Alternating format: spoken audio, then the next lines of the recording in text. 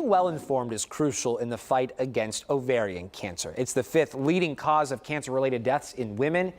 Just in time for Ovarian Cancer Awareness Month, we are having this conversation. Dr. Erin Crane from Atrium Health's Levine Cancer Institute and Bobbie, a patient battling ovarian cancer right now. Both, thank you, ladies, for coming on this show this morning. We do appreciate your time.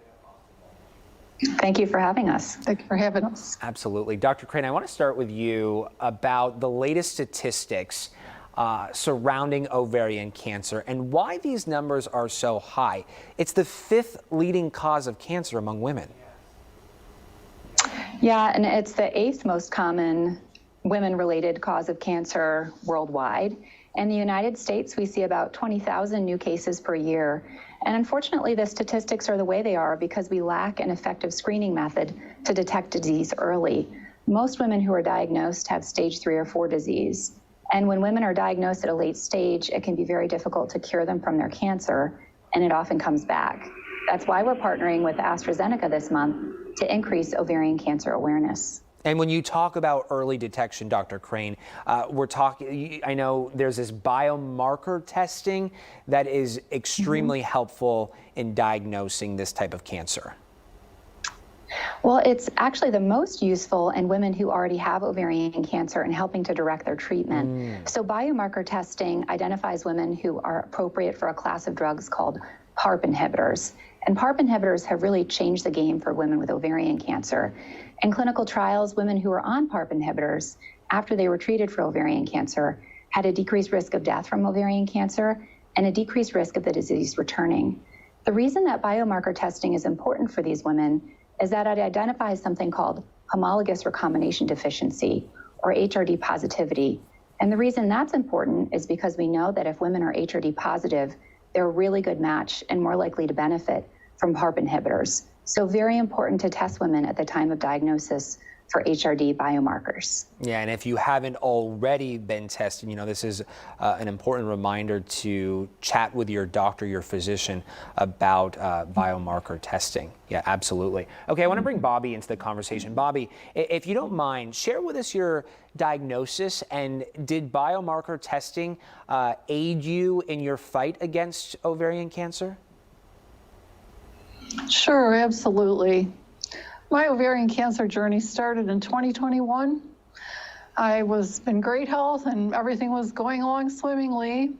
I was having some minor symptoms of urgency and bloating, but things came to a head in June and I became acutely ill and was diagnosed with advanced ovarian cancer.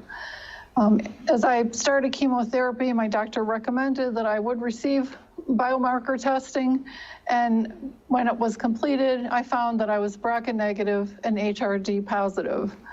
My doctor was very happy that I was HRD positive because it would open doors to different types of treatments that might be available to me and extend my life.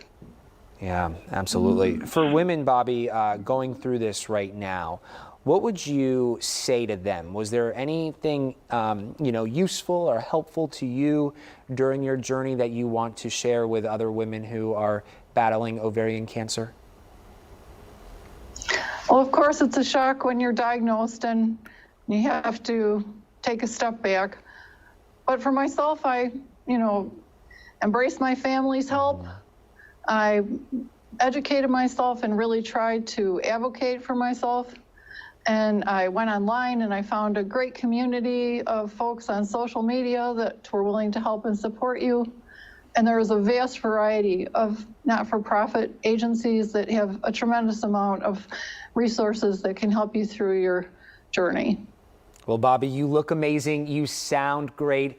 And we so much appreciate your time this morning. Thank you so much for coming on the show. Dr. Crane, before I let you go, I want to ask you one more question. And that is, for women watching, maybe men watching who have, a significant other or mama in their lives that they are really, caring about and wanting to help. What would you say to them on getting this conversation started with their physician, with their doctor? I would say as women, it's very common for us to put everyone else first, but it's really important to advocate for yourself. If you're not feeling well, you notice that your loved one isn't feeling well, take them to see their physician. It's often months that women experience symptoms before they're diagnosed. So really important to be plugged in with your physician. And if you're not getting the answers that you're looking for, go see a different healthcare provider. All good information. Dr. Crane and Bobbie, thank you both for coming on the show this morning. We appreciate your time.